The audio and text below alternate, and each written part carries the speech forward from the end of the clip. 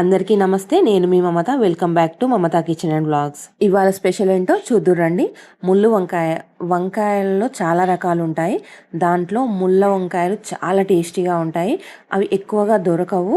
దొరికితే మాత్రం ఖచ్చితంగా తీసుకొని కర్రీ చేసుకోండి. చాలా హెల్త్ బెనిఫిట్స్ ఉంటాయి దాంట్లో.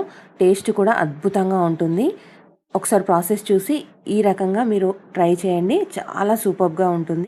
మీరు ఫస్ట్ టైం కనుక మన ఛానల్ని చూస్తున్నట్లయితే ఖచ్చితంగా సబ్స్క్రైబ్ చేసుకొని బెల్ బటన్ని క్లిక్ చేయండి. నేను ఏ వీడియో పోస్ట్ చేసినా కానీ నోటిఫికేషన్ ఫస్ట్ మీ వరకు వస్తుంది.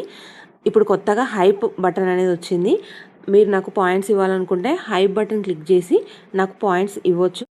ఇదిగో ఇక్కడ చూపిస్తున్నాను కదా, ఇవే ముళ్ళు వంకాయలు. ప్రతి ఒక్క వంకాయకి ఒక 5 to 6 ముళ్ళులు ఉంటాయి. జాగ్రత్తగా కట్ చేసుకోండి. ఇవి తెంపడము కట్ చేయడము చాలా కష్టము. కొందరు ఇలానే కట్ చేసుకొని కర్రీ వండుకుంటారు. కొందరు మాత్రం వీటి ముళ్ళన్ని తీసేసి ఇలా కట్ చేసుకుంటారు నేను చూపించినట్టు. లేట్ చేయకుండా ప్రాసెస్లోకి వెళ్ళిపోదాం. స్టవ్ ఆన్ చేసి ఒక కడాయి పెట్టుకొని అది హీట్ అయిన తర్వాత దాంట్లో 2 టేబుల్ స్పూన్ల ఆయిల్ వేసుకోండి. ఆయిల్ హీట్ అయిన తర్వాత 1 టీ స్పూన్ జీలకర్ర వేసుకోండి. జీలకర్ర చిటపటమన్న తర్వాత ఒక 4 పచ్చిమిరపకాయలు కట్ చేసుకొని వేసుకోండి. తర్వాత ఒక పెద్ద సైజ్ ఉల్లిపాయ కూడా కట్ చేసుకొని వేసుకోండి. ఒకసారి మంచిగా ఆయిల్లో ఇవి కలుపుకొని మూత పెట్టి గోల్డ్ కలర్ వచ్చేంత వరకు ఫ్రై చేసుకోండి.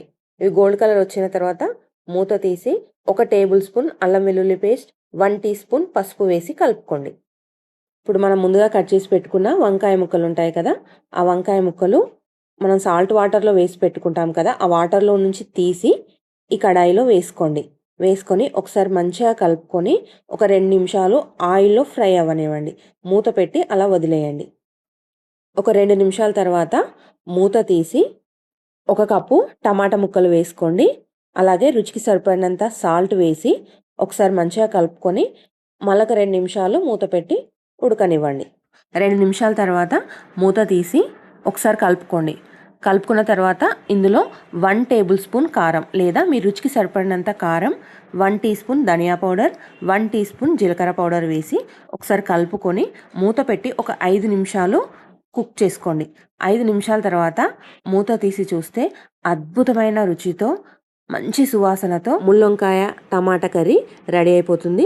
మీ దగ్గర కొత్తిమీర ఉంటే కొంచెం కొత్తిమీర కట్ చేసుకొని వేసుకోండి. మళ్ళొక 2 నిమిషాలు మూత పెట్టి ఆయిల్ అంతా పైకి వచ్చే వరకు కుక్ చేసుకుంటే కర్రీ అనేది ప్రిపేర్ అయిపోతుంది. Thank you for watching.